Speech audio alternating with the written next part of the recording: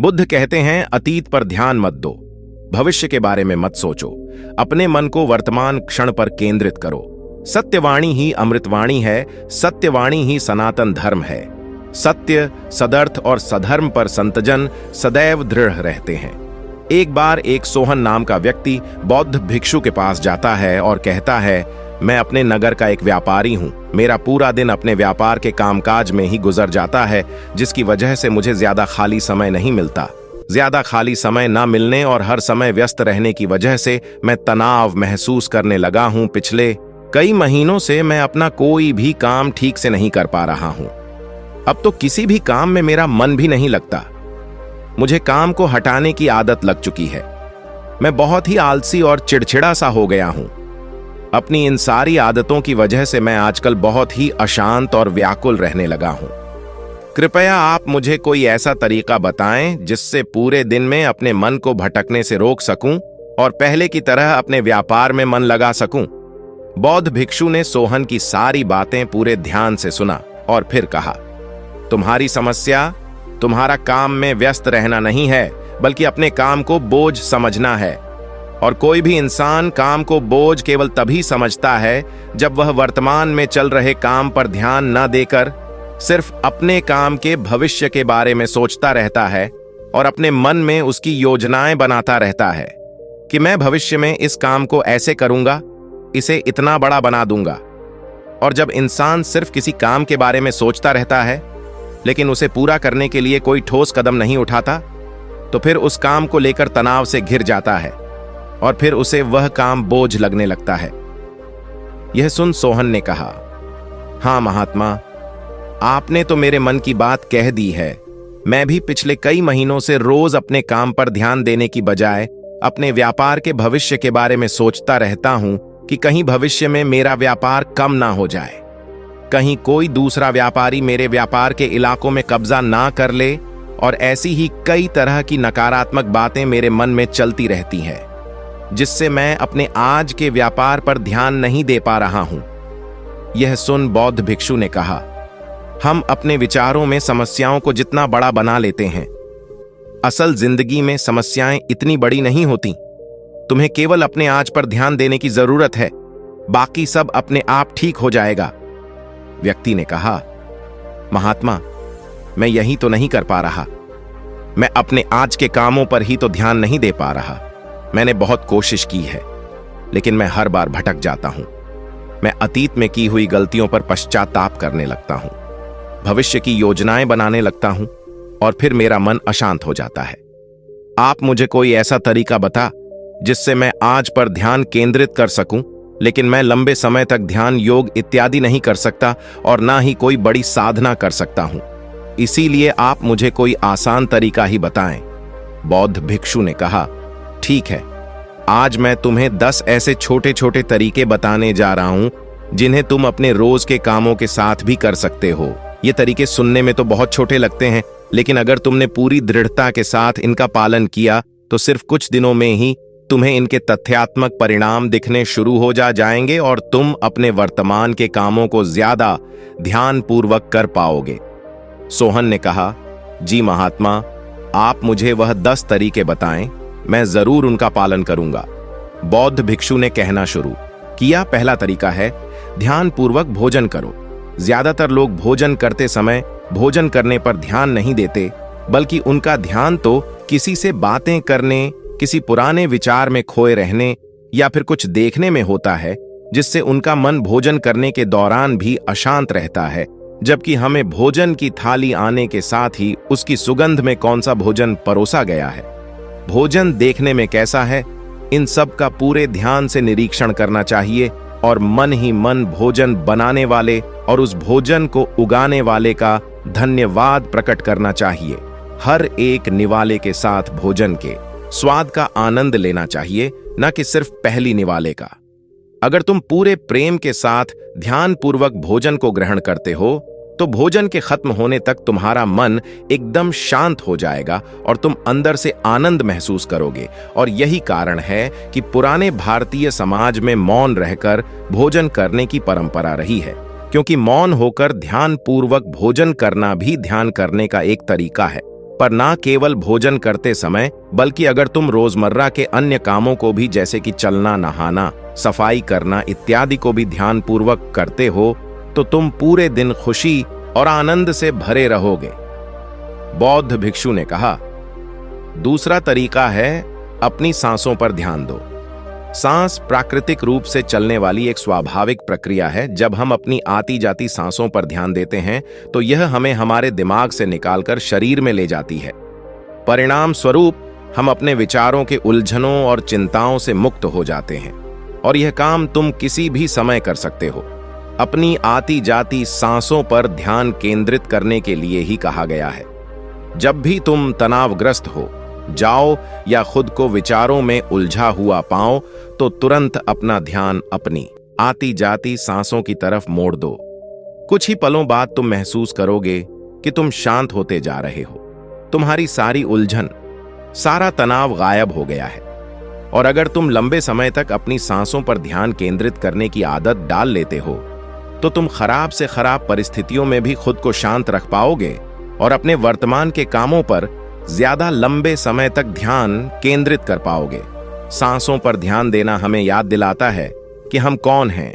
हमें आभास होता है कि हम वह विचार नहीं है जो अभी हमारे अंदर चल रहा है, बल्कि हम तो इससे अलग हैं, इसके ऊपर। दोस्तों, हम केवल अपनी सांसों पर ध्यान देकर बहुत से नए आयामों की खोज कर सकते हैं। हमारे पूर्वजों ने इस पर बहुत काम किया था कि कैसे हम केवल अपनी सांसों पर नियंत्रण रखकर ऐसी ऐसी चीजें कर सकते हैं जो साधारण इंसानी जीवन से परे हैं।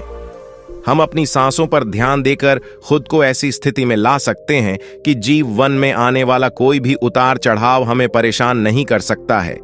वह अपने हिसाब से बैलेंस करके अपने दिमाग और शरीर को मैनिपुलेट कर लेते हैं कि घंटों तक सांस रोकने और दिल की धड़कन बंद हो जाने के बाद भी वह अपने आसपास की चीजों को महसूस कर पाते हैं।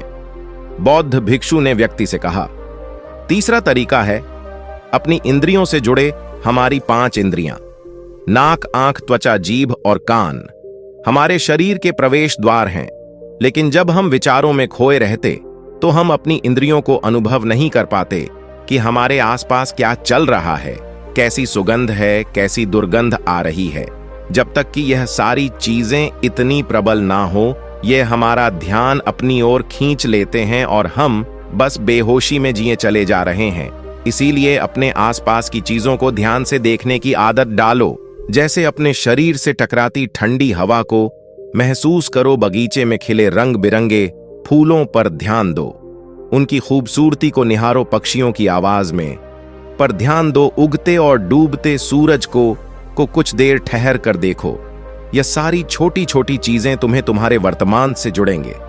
अगर तुम अपने जीवन में शांति और आनंद का अनुभव करना चाहते हो तो तुम्हें अपने आसपास की चीजों पर ध्यान देना होगा। तुम्हें कुछ पल ठहर कर उन्हें प्रेम पूर्वक देखना और महसूस करना होगा। बौद्ध भिक्षु ने कहा, चौथा तरीका है अपने मन में उठने वाली नकारात्मक भावनाओं का निरीक्षण करो। निराशा या क्रोधित होना हम इंसानों में आम बात है, लेकिन हमें चाहिए कि हम ऐसी भावनाओं के भाव में ना रहे, बल्कि जब भी हमारे अंदर किसी भी प्रकार की नकारात्मक भावनाओं का उदय हो, तब हमें इन भावनाओं पर ध्यान देना चाहिए। जैसे कि जब तुम्हें गुस्सा आए या कुछ गलत करने का मन करे तो कुछ देर ठहर कर देखो कि उस समय तुम्हारे अंदर कैसे विचार उठ रहे हैं।